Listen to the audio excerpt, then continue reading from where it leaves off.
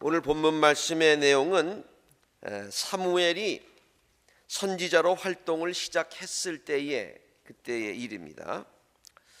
그 당시 이스라엘의 사사요 또 제사장은 엘리였지요. 그리고 그는 98세의 노인이었습니다. 그리고 그의 두 아들 홈니와 비느하스는 타락한 제사장이었습니다. 그 무렵에 블레셋이 이스라엘을 침략하여서 전쟁이 일어나게 되었습니다. 이스라엘 사람들은 블레셋과 싸우려고 에벤에셀에 진을 쳤습니다. 그러나 이스라엘 사람들은 이 전쟁에서 크게 패했습니다. 그 전쟁에서 죽은 군인이 4,000명이나 되었습니다. 이런 상황에서 이스라엘 사람들이 생각해낸 것이 실로에서 법궤를 전쟁터로 가져오는 것이었습니다. 법궤의 힘을 빌리면은 전쟁에서 승리할 것이다, 그렇게 기대를 했기 때문이지요. 그래서 그들은 실로에 있는 법궤를 에벤에셀로 가지고 갔고, 그 법궤를 옮기기 위해서 제사장이 옮겨야 되는데 엘리 선지자는 98세가 났으니까 그 뒤를 이은 두 아들, 부족하지만 홈니와 비느하스가 그 법궤를 메고서 전장터에 갔습니다. 법궤가 이스라엘 진영에 도착하자 한때는 사기가 하늘을 찌르는 것 같았습니다. 이제 하나님이 오셨다, 이제는 승리한다, 곧 승리할 것 같았습니다. 그러나 결과는 그 반대였습니다. 이스라엘은 그 전보다 더 크게 패했습니다. 첫 번째 전쟁에는 4,000명쯤 죽었는데 법궤를 앞세우고 전쟁을 했는데 사망자가 3만 명에 이르게 되었습니다. 그리고 엘리의 두 아들도 홈니와 비느하스도 그 전쟁에서 전사를 하였습니다. 더욱이 안타까운 것은 하나님의 궤를 블레셋 사람들에게 빼앗겼다는 것입니다. 블레셋 사람들은 하나님의 궤를 이곳저곳으로 옮기지요. 이게 보이시는 지도가 하나님의 궤가 이동한 그런 경로를 표시한 것입니다. 여기에 보면은 실로에 있던 그 하나님의 궤를 에벤에셀로 옮기죠. 이쪽 지역은 지금 블레셋 지역입니다. 평야 지역이죠. 이스라엘 사람들이 사는 데는 좀 높은 산악 지역입니다. 그래서 이스라엘 사람들은 에벤에셀에 진을 치고 블레셋 사람들은 아벡에다가 진을 치고 여기다가 싸움을 하는데 졌기 때문에 자꾸만 패배하기 때문에 실로에 있는 법궤를 이쪽으로 옮겨갔는데 법궤가 뺏기게 됐죠. 그래서 법궤를 아스도로스로 옮기게 되었고, 그리고 거기서 재앙이 임하자 또 가드로 옮기게 되었고, 그리고 에그론으로 옮기게 되었습니다.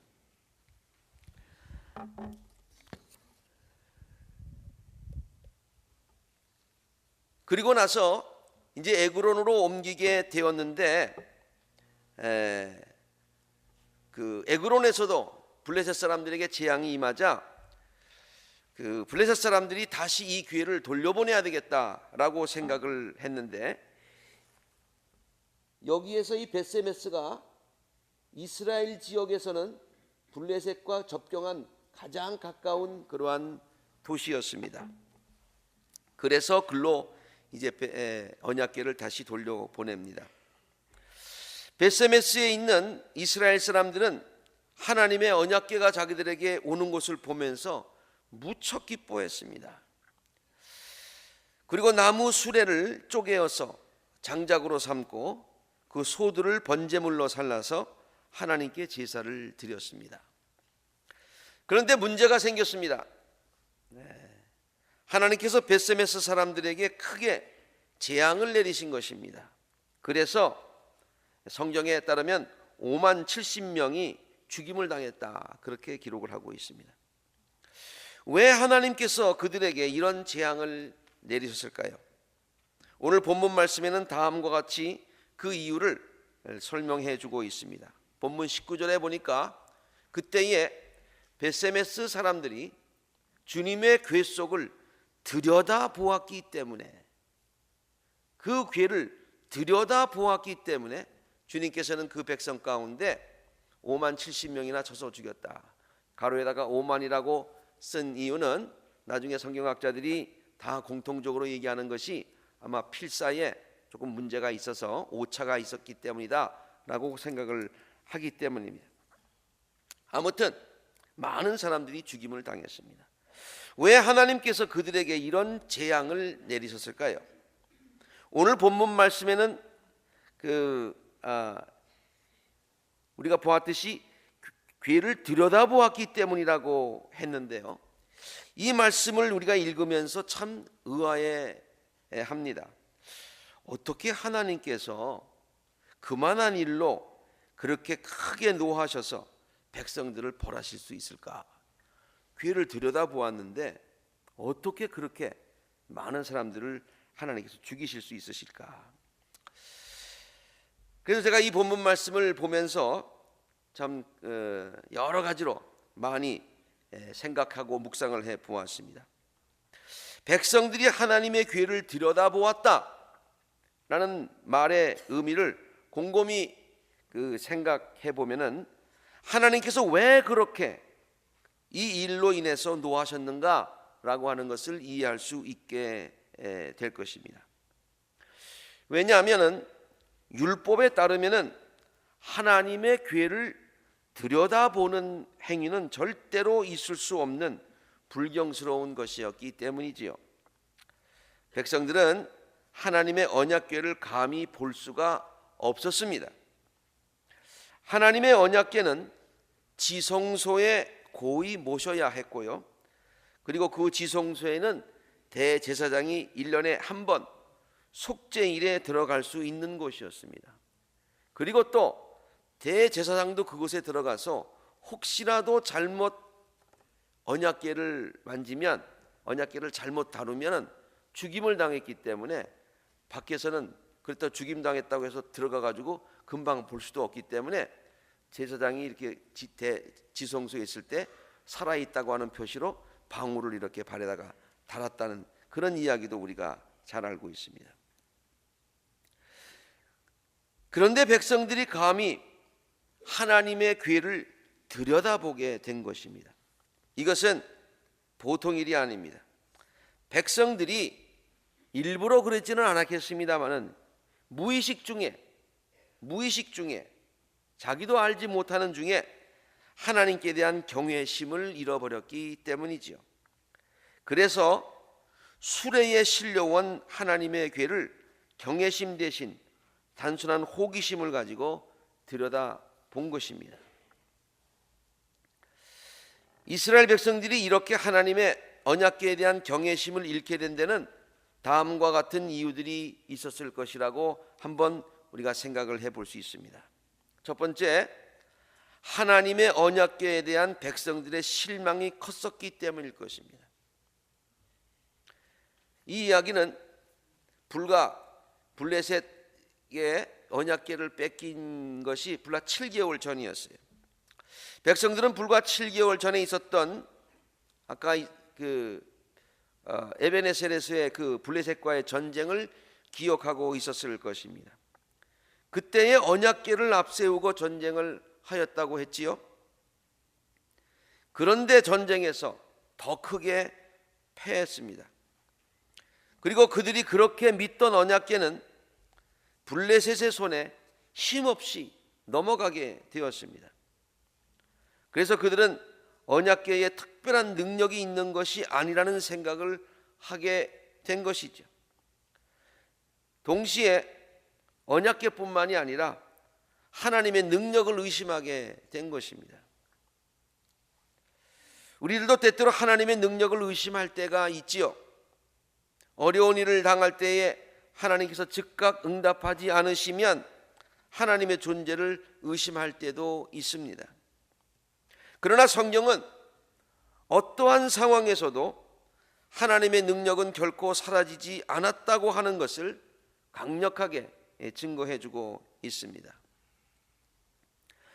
블레셋의 힘없이 빼앗긴 것처럼 보였던 하나님의 언약궤, 이스라엘 사람들은 빼앗긴 것만 봤어요. 그런데 그 빼앗긴 언약궤가 이스라엘 지방들을 돌아다니면서 놀라운 능력을 행합니다. 그것은 이스라엘 백성들이 보지 못했지요. 그러나 성경은 우리에게 기록해주고 있습니다. 블레셋 사람들이 저들이 섬기고 있는 다곤 신전에다가 이 언약궤를 갖다 놓았는데, 그 언약궤는 다곤 신을 다 부셔버리고, 그리고 또 하나님을 모독하는 블레셋 사람들에게 재앙을 내리십니다. 다곤 신을 쳐부신 이야기가 사무엘상 5장에 기록하고 있는데요, 블레셋 사람들은 하나님의 궤를 다곤 신전으로 가지고 가서 다곤 신상 곁에 이렇게 놓았습니다. 그러니까 다곤 신보다 못하다는 뜻이죠. 그 다음날 아침에 일찍 일어나서 보니까 그 다곤 신이 주님의 궤 앞에 엎드려서 땅바닥에 얼굴을 박고 있었습니다. 그래서 뭔가 좀 이상하다, 땅이 좀 흔들렸나, 지진이 좀 있었나, 그리고 다곤을 다시 제자리에 다시 갖다 놓았습니다. 그 다음 날도 그들이 아침 일찍 일어나서 가보니까 다곤의 머리와 두 팔목이 부러져서 문지방 위로 뒹굴었고, 다곤은 몸통만 남아있게 되었습니다. 이 사건을 통해서 성경이 강력하게 증거하고 있는 것은 뭡니까? 하나님이 살아계시다. 다곤 신전, 다곤 신, 이거는 죽은 신이야. 하나님만이 살아계시다 라고 하는 것을 증거하고 있는 거예요. 그 다음에 또 블레셋 사람들에게 재앙이 임하는 것들을 성경은 여러 군데 기록하고 있는데 제가 몇 군데만 골랐습니다. 주님께서 아수도 사람들을 무섭게 내리치셨어요. 주님께서 그들에게 악성 종양 재앙을 내리셔서 아수도과 그 지역 사람들을 망하게 하셨다고 했어요. 그러자 그들이 하나님의 궤를 또 이곳저곳으로 옮겨가는데 에그론이라고 하는 곳에 갔는데 온 성읍 사람들이 죽을 지경에 이르러서 큰 혼란에 빠지게 되었다 그랬습니다. 이스라엘 사람들이 생각할 때는 힘없이 뺏겨간 것 같았지만은, 하나님이 다 힘을 잃으신 것 같지만은 하나님께서는 그와 같은 놀라운 일들을 행하셨다라고 하는 것을 성경이 증거하고 있는 것이죠. 두 번째요, 이스라엘 백성들이 하나님의 언약궤에 대한 경외심을 잃게 된 두 번째 이유는요, 그들에게 다시 돌아온 하나님의 언약궤는 그들의 눈에 보기에 초라해 보였기 때문입니다.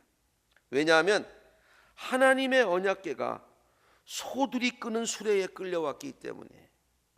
여러분, 소들이 끄는 수레에다 뭘 싣겠어요? 귀한 거 싣겠습니까? 근데 그들이 생각할 때 하나님의 언약궤 굉장한 걸로 그동안 생각했는데, 아니 소에게 실려온다 이 말이에요. 그래서 경외심을 무의식 중에 잃어버린 겁니다. 그들은 거룩한 제사장들이 어깨에 메고 오는 언약궤를 상상했을 것입니다. 그러나 그들이 본 것은 초라하게 소들이 끄는 수레에 끌려온 언약궤였습니다. 그래서 아무런 경외심을 갖지 않고 단순한 호기심을 가지고 조금은 약간은 경외심을 잃고서요 그것을 들여다보았다, 그런 얘기예요. 그러나 성경은 이 사건이 이스라엘 사람들이 보았을 때는 수레에 실려온 것 같지만, 아무것도 아닌 것 같지만, 수레에 실려온 것만큼 그렇게 귀한 물건이 귀한 것이 아닌 것 같다 보였지만은, 그 소들이 끄는 수레에 실려왔다는 그 사실 자체가 이건 얼마나 대단한 일이냐, 하나님의 놀라운 역사가 바로 여기에 임했기 때문에 이런 일들이 일어난 것이다, 하나님은 살아계시다 라고 하는 것을 성경이 우리들에게 증거해 주고 있어요.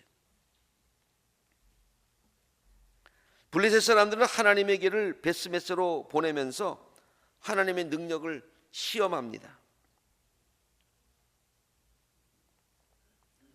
그동안 블레셋에 내린 재앙들이 우연이었는지 아니면 하나님께서 직접 행하셨던 것인지를 시험해 보기 위함이었습니다.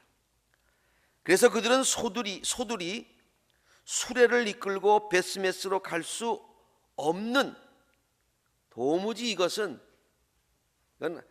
하나님이 하시지 않으면, 저들의 신이 하시지 않으면 이것은 불가능한 일이다라고 하는 그러한 시츄에이션을 지금 연출을 합니다. 첫 번째, 그 수레를 이끌고 갈 소는 멍에를 한 번도 메어본 적이 없는 소로 골랐습니다. 그러니까 멍에를 메면은 소가 싫다고 그러겠죠. 그렇죠? 옛날에 지금은 없습니다만은 우리 강아지 이 머리를 좀 깎아주려고 그러면은 막 이런단 말이에요. 강아지도 그러는데요. 동물이 멍에를 메겠어요? 멍에를 메어보지 못한 소를 골랐어요. 두 번째, 새끼에게 젖을 빨리는 어미소를 고릅니다. 그리고 송아지들은 떼어서 집으로 돌려보냅니다. 이 어미소가 본능적으로 새끼를 쫓아가지 그 수레를 미고 가겠냐, 그런 얘기예요. 그 다음에 한 마리가 끌고 갈 수도 있어요. 그건 뭐 무거운 것도 아닌데요. 근데 두 마리를 같이 메어서 갔어요. 그것은 뭐냐, 하나가 혹시 그런다면 그 하나는 아닐 수도 있다. 그러나 둘이 한다면 이건 정말로 하나님이 한 거다. 그렇게 알기 위해서 두 마리를 고르었습니다. 그 다음에 또 에그론에서 베스메스로 가는 길은 내리막길이 아니라 오르막길이었습니다. 아까 그 지도를 잠깐 좀 다시 보여주실래요? 보면은 아까 제가 그 평야 지역이라고 그랬죠. 그 평야 지역에서 지금 오른쪽으로 동쪽으로 가면 갈수록 언덕으로 가게 되어 있습니다. 됐어요. 그래서 오르막길로 올라갈 수밖에 없는데 멍에도 메어보지 않은 소가 새끼는 저쪽에 울고 있고, 그런데 누가 끌고 가는 것도 아닌데 가게 되면은 쉬운 길로 가겠지 오르막길로 가겠어요? 이 모든 상황은 도무지 자연스러운 상황, 자연스럽게는 일어나지 않는 그런 상황으로 자기네들이 만들어 놨다는 얘기예요. 그런데 이게 웬일입니까? 그 암소들은요, 베세메스 쪽으로 가는 길로 곧장 걸어갔다고 성경이 증거하고 있습니다. 성경은 이 사실을 다음과 같이 기록하고 있는데요, 이게 우리가 그냥 뭐 그러려니 그러고 읽을 수 있는 게 아니고 너무너무 놀라운 사실입니다. 사람들은 시키는 대로 새끼에게 젖을 빨리는 암소 두 마리를 끌어다가 수레를 메우고요, 그 송아지들은 우리 안에 가두었어요. 떼어놨어요. 그 암소들은 베세메스 쪽으로 가는 길로 곧장 걸어갔다고 했습니다. 그 소들은 큰 길에서 오른쪽으로나 왼쪽으로 벗어나지 않았어요. 좁은 길이라면 그냥 할 수밖에 없어. 큰 길인데 이렇게 가지 않고 큰 길인데 그냥 갔다 이 말이에요. 저는 그 다음 말을 읽어서 야, 이거 대단하다. 어미소니까 새끼소를 놓고서 얼마나 슬프겠어요. 그래서 울었어요. 그랬으면 보통 같으면 돌아가가지고 자기 새끼소한테 가서 젖을 물려야 되는데 울음소리를 내면서 똑바로 길만 따라갔대. 이게 소가 한 일입니까? 하나님이 한 일입니까? 하나님이 하신 일이에요. 그리고요, 성경은 또 얼마나 아주 자세한지 세밀한지, 이 모든 것들을 놀라운 일들이 일어났는데 이스라엘 사람들이 그렇게 기록을 했다 그러면은 뭐 자기네들이 자기네 좀 약간 메이크업 스토리 해가지고 좀 과장해서 기록했겠지라고 생각할까봐 거기다 뭐라고 썼냐면 블레셋 통치자들이 베세메스 경계까지 따라갔다. 이 말은요, 좀 가로 속에 있는 것은 제가 쓴 말인데 이 일의 증인은 이스라엘 사람이 아니라 블레셋 통치자들이다, 그런 얘기예요.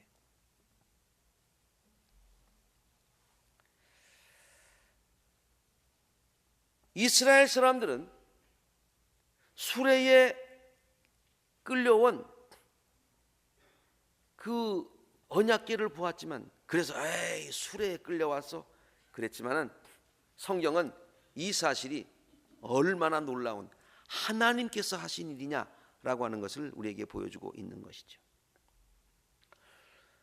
오늘날 우리는요, 하나님의 이름이 평가절하된 그런 시대를 살고 있습니다. 저는 이 말을 가만 생각해 봤어요. 어떻게 표현할까? 다시 한번 보여주시죠. 하나님의 이름이 평가절하를 당한 시대에 살고 있다. 평가절하라는 말이 무슨 말입니까?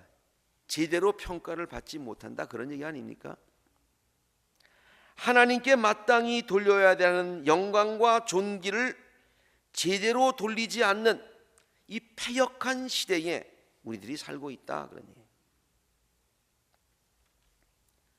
블레셋 사람들이 하나님의 궤를 자기들이 섬기는 다곤 신전에 두었다고 했어요. 이 다곤 신은 농업의 신입니다.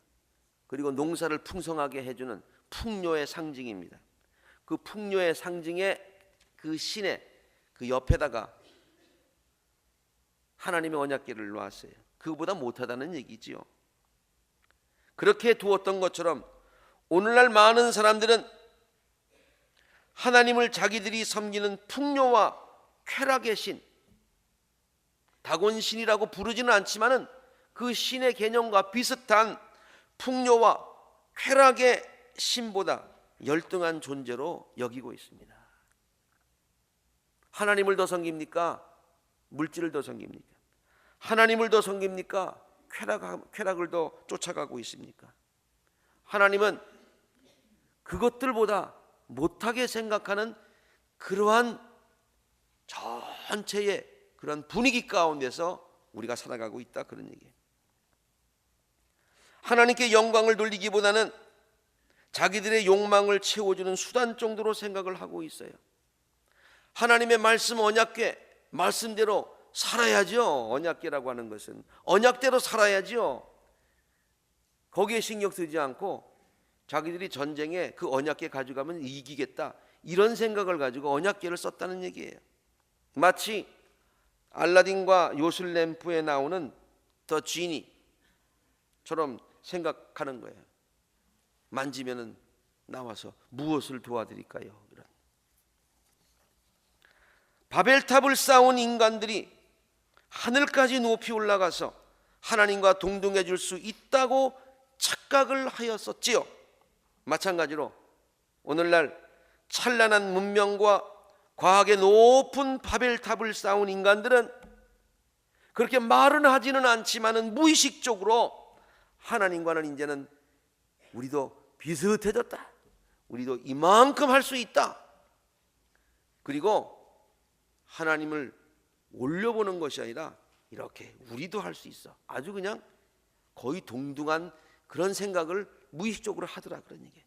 그러한 분위기 가운데 우리가 살고 있다, 그런 얘기예요. 무엇보다도 오늘날 우리들은 하나님의 존재가 세상에서 귀중히 여김을 받지 못하는 시대에 살고 있습니다.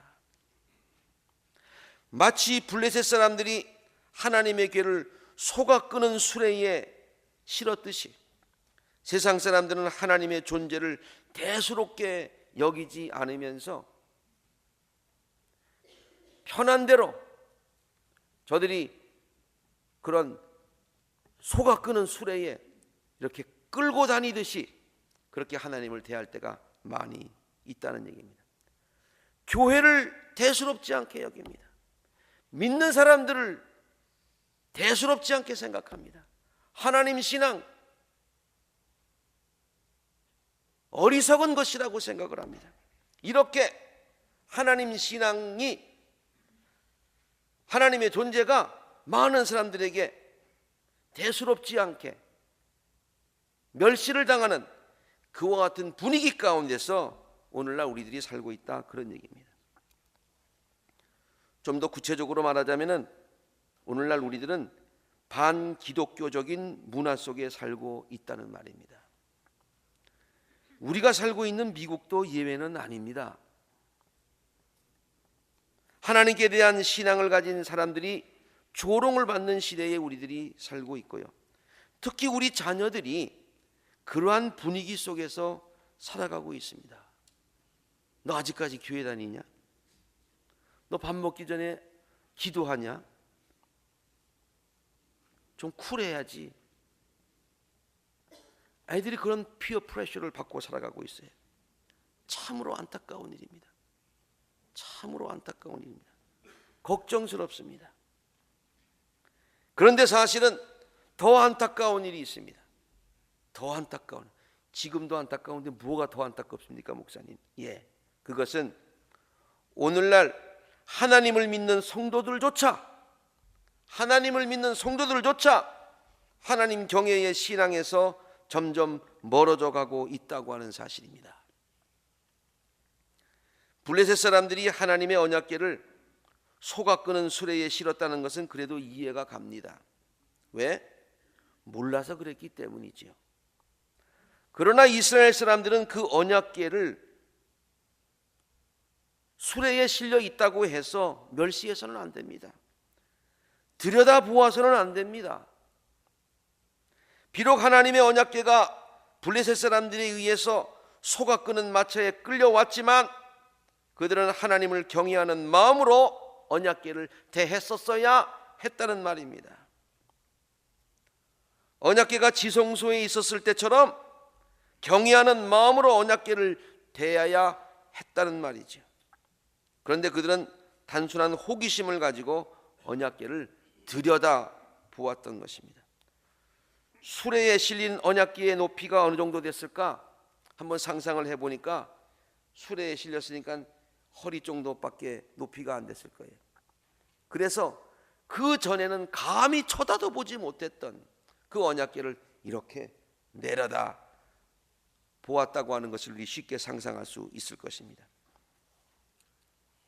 하나님께서 왜 진노하셔서 그들에게 재앙을 내리셨는지 이해할 수 있는 그런 대목이죠. 하나님은 사람들의 조롱을 받으실 분이 아니시기 때문입니다. 어떠한 상황에서도 하나님은 우리의 찬양과 경배와 존귀를 받으시기에 합당하신 분이신 줄로 믿습니다. 하나님을 경외해야 한다는 말은 하나님을 무서워해야 한다는 뜻이 아니지요. 오히려 우리들은 더 친근감을 가지고 하나님께 다가가야 됩니다. 하나님은 사랑과 은혜가 풍성하신 분이시기 때문이지요. 우리들의 잘못을 한없이 용서하여 주시는 분이시기 때문이지요. 하나님은 우리들에게 재앙을 내리시기를 원하시는 분이 아니시라 평강을 주시기를 원하시는 은혜의 하나님이시기 때문이지요. 그러나 하나님께 대해서 친근감을 가지고 대한다고 하는 것과 하나님께 대하여 아무런 예우를 갖추지 않아도 된다는 말이 같은 의미가 아님을 우리들은 알아야 된다는 말입니다. 하나님은 우리 인간들과 동등한 분이 아니십니다. 하나님은 우리들의 창조주시고요, 우리들은 그의 피조물입니다. 하나님은 우리들의 주인이 되시고요, 우리들은 그의 종입니다. 하나님은 우리들의 찬양과 경배와 존귀를 받으시기에 합당하신 분이고요, 우리들은 하나님께 영광을 돌리기 위해서 지음받은 존재들입니다. 우리들은 이것을 잊지 말아야 되는 것이지요. 그리고 언제나 두렵고 떨리는 마음으로 하나님 앞에 서야 하는 줄로 믿습니다. 이것이 언젠가 제가 설교한 코람데오 Before God, 코람데오의 신앙입니다. 다시 말해서 항상 하나님의 임재를 느끼며 하나님을 두려워하는 마음으로 사는 그런 신앙을 말하는 것입니다. 결론을 맺습니다.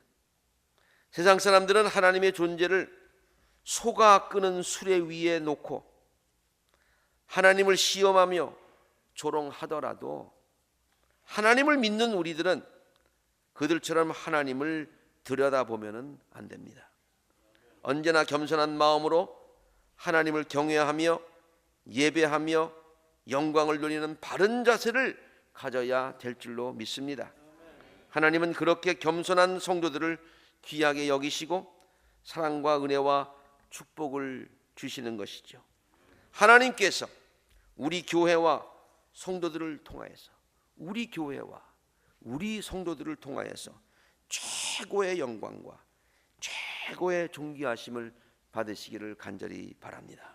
함께 기도하시겠습니다.